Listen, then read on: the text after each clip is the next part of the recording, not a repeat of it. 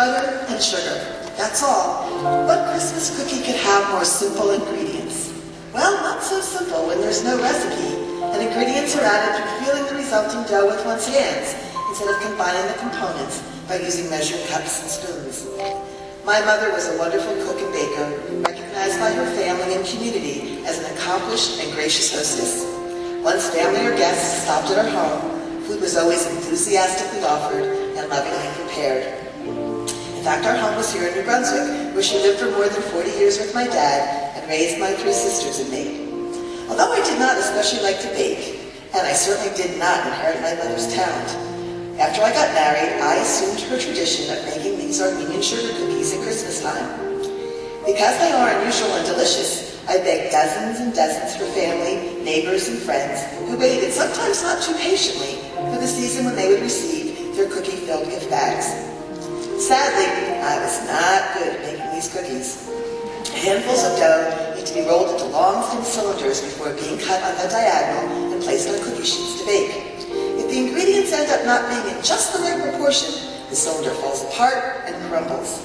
The dough must be returned to the bowl to be squeezed and kneaded and then rolled again and again and again until it's finally ready to be cut.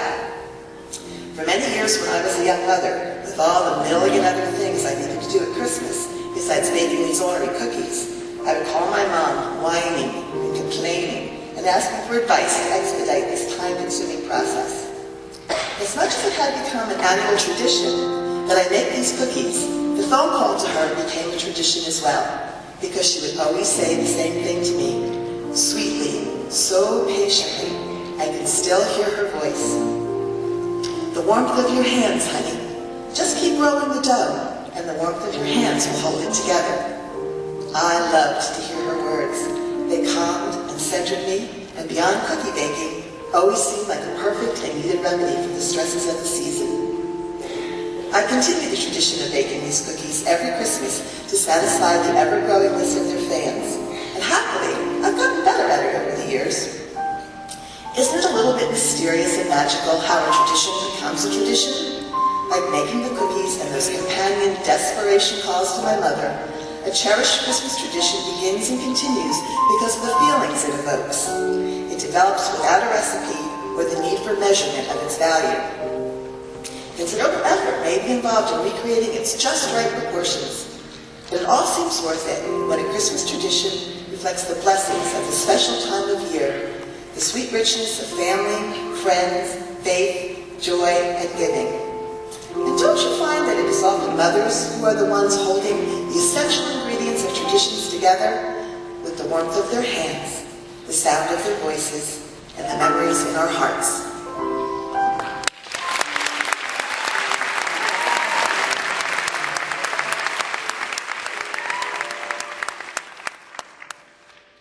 I'm dreaming tonight of things I love, even more than I usually do.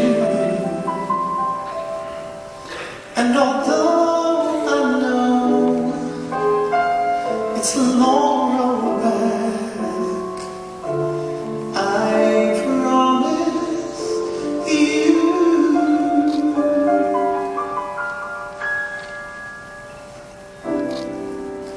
I'll be home for Christmas. You can count on me. Please have snow and mistletoe, presents by the tree.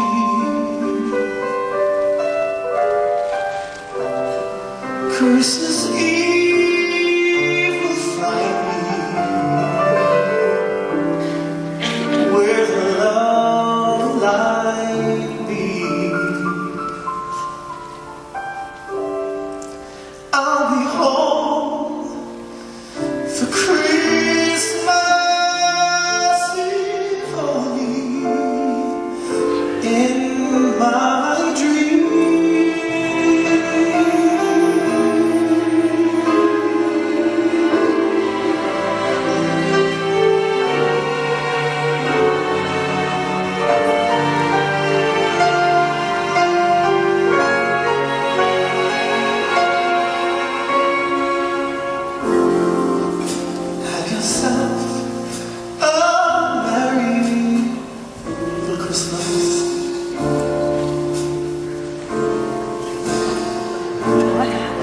Chestnuts.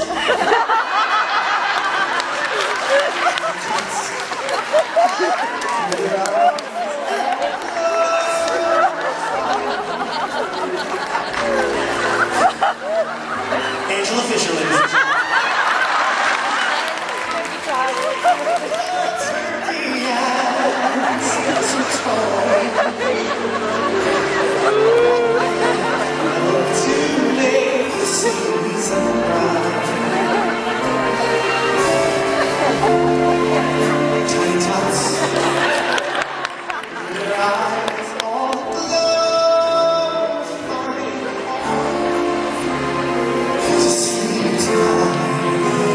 Jasmine's cracking up.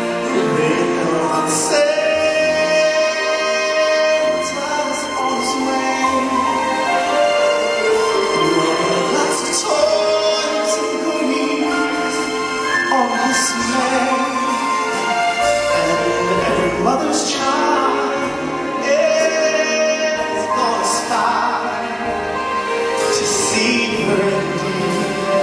You know how to fly, and so I'm over recent frames, tickets from 1 to 92.